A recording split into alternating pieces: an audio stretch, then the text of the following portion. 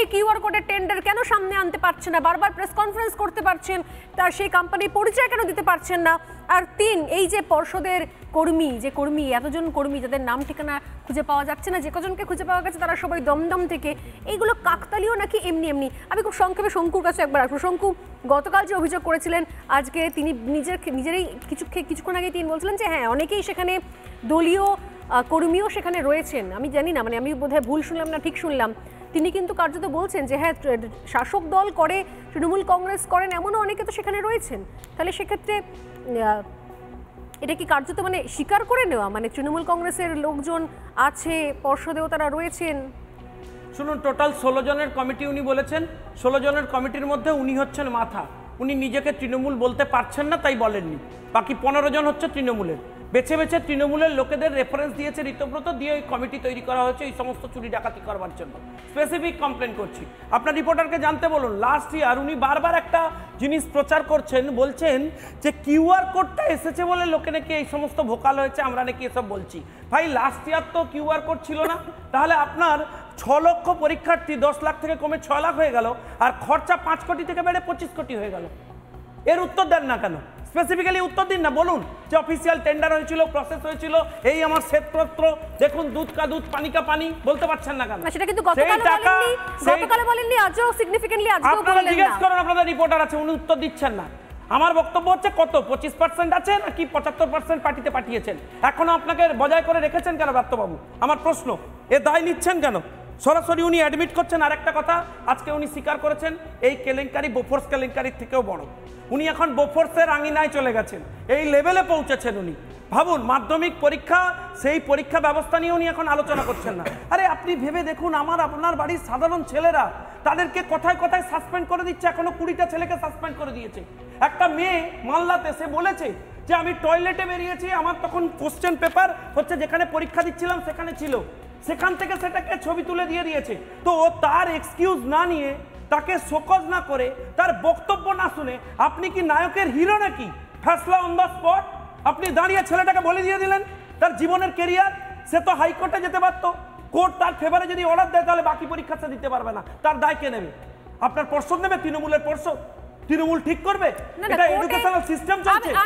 আমি তো নিঃসন্দেহে আমি জানি না যে এটা তো যদি সত্যি কোনো শেষ পর্যন্ত ক্ল্যারিটি না পাওয়া যায়, আমি আপনাদের সাথে আজকে সংকট দ্বারা, এক সেকেন্ড, আজকে সংকট দ্বারা রয়েছেন। আমি মাননীয় বিরোধী দলনেতা শুভেন্দুবাবু এবং শঙ্কর দ্বারা বিধায়ক রয়েছেন, তাদের কাছে অনুরোধ করব যে বিধানসভাতেও আপনারা এটা তুলুন, প্রস্তাব নিয়ে আসুন। সরকারের ক্ষমতা থাকলে, সাহস থাকলে, বুকের পাটা থাকলে এডুকেশন মিনিস্টার ওদেরকে ফেস করুন, উত্তর দিন বিধানসভায় দাঁড়িয়ে, বলুন কি ঘটনা ঘটেছে। বিধানসভায় কি বলবেন, কি ফেস করবেন। কিন্তু আমরা যোগাযোগ করার চেষ্টা করেছিলাম ব্রাত্য বসুর সঙ্গে, তিনি সোজাসুজি বলেছেন আমাদেরকে যে তিনি এ বিষয়ে এখনই কোনো মন্তব্য করবেন না। এর আগে ওয়েমার্কশিটের নাম্বার কি করে বেড়ে গেল, কি করে 100-র মধ্যে 112, 109 নাম্বার কেউ পেয়েছিল, সে নিয়ে আমরা ওনাকে জিজ্ঞাসা করেছিলাম। উনি ত্রিকালদর্শীর মতো কথা, তিনি বলেছেন ত্রিকাল দর্শনের কথা, যা হয়ে গেছে সেটা ভেবে লাভ নেই। আজকে এবারে উনি কোন দর্শন বা কোন তত্ত্ব নিয়ে আসবেন আমার জানা নেই, কিন্তু উনি বলেছেন যা বলবেন রামানুজবাবুই বলবেন। কিন্তু রামানুজবাবু এই বিষয়ে ডাইরেক্ট, এই যে 3টে প্রশ্ন, খরচ কি করে বাড়লো, এই কিউআর কোডের বরাতকে কোন কোম্পানি পেয়েছিল, এবং তার সঙ্গে সঙ্গে কর্মী, দলীয় কর্মী পর্ষদের অন্দরে কি করছে, তার কক্ষে কি করছে, এর উত্তর, কতজন কর্মী রয়েছেন, সেই সমস্ত উত্তর তিনি কিন্তু এ বিষয়ে খুব যত্ন সহকারে তিনি এগুলো পাশ কাটিয়ে বেরিয়ে গিয়েছেন। আমি আসবো সুদীপ্তবাবুর কাছে। সুদীপ্তবাবু, এর আগেও আপনি নিজে, নিঃসন্দেহে আপনি রাজনৈতিক, আপনার পরিচয় রয়েছে, আপনি তৃণমূল কংগ্রেসের হয়েই কথা বলবেন, কিন্তু আপনি নিজেও বলেছিলেন একটা সময় এখানে এই স্টুডিওতে বসেই যে যারা চাকরি চুরি করে, যারা পরীক্ষা চুরি করছে, পরবর্তী প্রজন্মের ভবিষ্যৎ অন্ধকারে যাচ্ছে, সেই নিয়ে সত্যি কম্প্রোমাইজের জায়গা নেই। কিন্তু আমি জানি না যে আপনারা কোন ভাষায় যুক্তি দেবেন বা ডিফেন্ড করবেন, কিন্তু একটার পর একটা, মানে চাকরি চুরি থেকে শুরু করে, মার্কস চুরি থেকে শুরু করে, এটা জীবনের প্রথম পরীক্ষা সুদীপ্তবাবু। আমার যদি মনে হয় আমরা এখানে যারা বসে আছি তারা প্রত্যেকেই মাধ্যমিক পরীক্ষা দিয়ে এসেছি, এখন অনেকেই অন্য বোর্ডে পড়াশোনা করে, আমরা প্রত্যেকে মাধ্যমিক পরীক্ষা দিয়েই জায়গায় পৌঁছেছি। জীবনের প্রথম বড় পরীক্ষা, এত সেন্টিমেন্ট, এত আবেগ জড়িয়ে থাকে, সেই পরীক্ষাতেও যদি এত কাঁড়ি প্রশ্ন ওঠে, দুর্নীতির প্রশ্ন, সাধারণ মানুষ, অভিভাবকদের কি মনের ওপর দিয়ে যায়, ছেলে মেয়েদের নিজেদের কাছে কি প্রশ্নদিহি মানে জবাবদিহি করার জায়গা থেকে তারা কোন জায়গায় দাঁড়িয়ে থাকবে?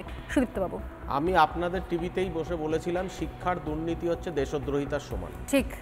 তো সেই জায়গায় দাঁড়িয়ে আমি আমার জায়গাতে এখনও অনার, কারণ এইটা সত্যি যে শিক্ষা নিয়ে কখনো কোনো কমপ্লেন উঠে এলে সেটাকে খতিয়ে দেখা প্রথম সরকারের একটা নৈতিক কর্তব্য। তো এনারা একটা অভিযোগ তুলেছেন, ঠিক আছে। তো আজকে সেই জায়গায় আমরা কি দেখছি যে অভিযোগটা সবে তোলা হয়েছে ওনাদের তরফ থেকে। এরম অভিযোগ এনারা আগেও অনেক তুলেছেন। এর আগে স্বয়ং মুখ্যমন্ত্রী, স্বয়ং তৃণমূল কংগ্রেসের দলনেতা, তৃণমূল কংগ্রেসের সবথেকে বড় যে আমাদের সাধারণ সম্পাদক অভিষেক ব্যানার্জির নামে অনেক কমপ্লেন, অনেক অভিযোগ তুলেছে।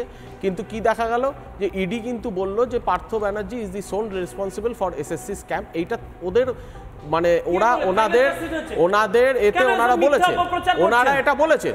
এটা আমি একদম মিথ্যে কথা বলছি না, একদম তথ্য নিয়ে বলছি, একদম তথ্য নিয়ে বলছি, একদম তথ্য নিয়ে বলছি। এবার আপনারা তথ্যটাকে বিকৃতি করলে আলাদা কথা। তথ্যটাকে আপনারা বিকৃতি করছেন, তথ্যটাকে আপনারা বিকৃতি করছেন। আজকে আপনারা একের পর এক অভিযোগ, মিথ্যে অভিযোগ আজকে তৃণমূল কংগ্রেসের বিরুদ্ধে লাগাচ্ছেন। আপনারা এখনো জুডিশিয়ারিতে এখনো তো ট্রায়াল শুরু করতে পারলেন না। আরে আপনারা এখনো ট্রায়াল শুরু করতে পারলেন না। আপনাদের ইডি সিবিআই আপনাদের ক্যাডার এখনো ট্রায়াল শুরু করতে পারলো না। আরে আপনারা এখন ট্রায়াল শুরু করে বিচার ব্যবস্থা করতে আনুন পার্থবাবুকে। আপনাদের দলের লোক পার্থবাবুকে বিচার আপনি কি মমতা ব্যানার্জির উপরে শুনুন না, আপনি কি মমতা ব্যানার্জির উপরে তৃণমূল, আপনি কি মমতা বন্দ্যোপাধ্যায় বড় তৃণমূল? মমতা বন্দ্যোপাধ্যায় বলছেন সিপিএম থেকে লোক দিয়ে সব করছে, ঋতব্রত কাছে সিপিএম থেকে। আপনি কি মমতা ব্যানার্জির উপরে? আপনি তো ইডিসিবিআই ডাইরেক্টর, আপনি মমতা বন্দ্যোপাধ্যায় না উত্তর নেই তো। মমতা বন্দ্যোপাধ্যায়ের উপরে কেউ নয়। আমি আসবো, আমি ইন্দ্রজিৎ বাবুর কাছে আসবো। তবে তার আগে ইন্দ্রজিৎ বাবুর কাছে আসার আগে আমি একটা ছোট্ট জিনিস দেখাবো। আজকে এই প্রেস কনফারেন্সে প্রশ্ন করা হয়েছিল রামানুজ গাঙ্গুলিকে যে আপনি কি এই কিউআর কোডের বিষয় বা এই যে টেন্ডার, এই বরাত বা কিউআর কোড যে বিষয়টা হচ্ছে, এই বিষয়গুলো সম্পর্কে কি মুখ্যমন্ত্রী মমতা বন্দ্যোপাধ্যায় তিনি কি অবগত, তিনি কি বিষয়টা জানেন, তিনি কি বিষয় সম্পর্কে অবগত রয়েছেন? তার উত্তরে কি বলেছেন রামানুজ গঙ্গোপাধ্যায় একবার দেখাবো। উনি জানেন না এটা কি করে ভাবছেন? আমি এটা জানি, কারণ মানে আমি জানি না উনি জানেন না। না না, আমি আবার বলছি, আমি জানি না উনি জানেন না। উনি শীর্ষে আছেন, প্রশাসনের যদি শীর্ষে আছেন, প্রশাসনের যদি আমি প্রশাসনিক সংস্থার একটা অংশ হই, তাহলে উনি আমার শীর্ষে আছেন। উনি জানেন না এটা আপনি ধরে নিচ্ছেন, কিন্তু আমি বলছি না।